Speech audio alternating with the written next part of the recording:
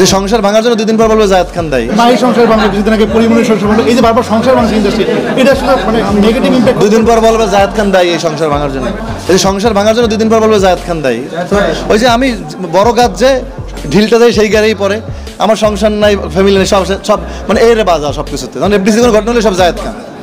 নির্বাচন করবো না, নির্বাচনে জিতলাম, বসতে পারলাম না, গন্ডগোল, তারপরও চুপচাপ।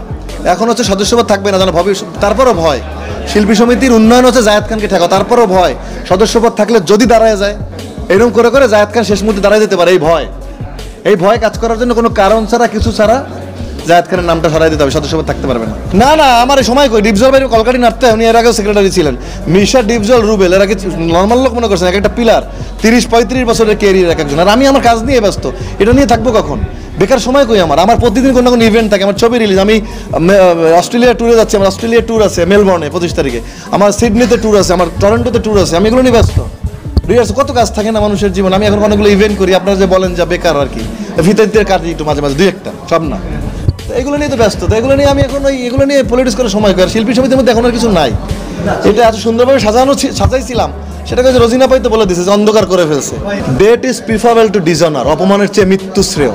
যেখানে অপমান লাগে, যেখানে ছোট মানে একটা মেয়ে বেহায়াভাবে জোর করে বসে থাকে, যেখানে ডিপজল ভাইরা এখন কেউ যাওয়ার চেষ্টা করে না, সুচরিতা বাঁচার চেষ্টা করে না, যেখানে ফারুক বেগে বসে থাকতাম, সোহেলানা ভাই বসে থাকতো, সেখানে এখন ভুতুরে বাড়ি, সেখানে তালা ঝোলে সন্ধ্যা হলেই, যেখানে শিল্পীদের মধ্যে একাত্মতা নাই, নিজের স্বার্থের জন্য এমপি হবে, এগুলো নিয়ে দৌড়ঝাঁপ, নিজে একা হয়ে গেছে, তার লোকগুলো সরে গেছে। একটা মেয়ে কতটা অসহায় হলে এবং কতটা মানে আলাদা হয়ে গেলে সভাপতি খুঁজে পায় না, সবাই দাঁড়ে দাঁড়ে ঘুরতেছে, তাহলে তার জন্য সমিতির কি থাকবে?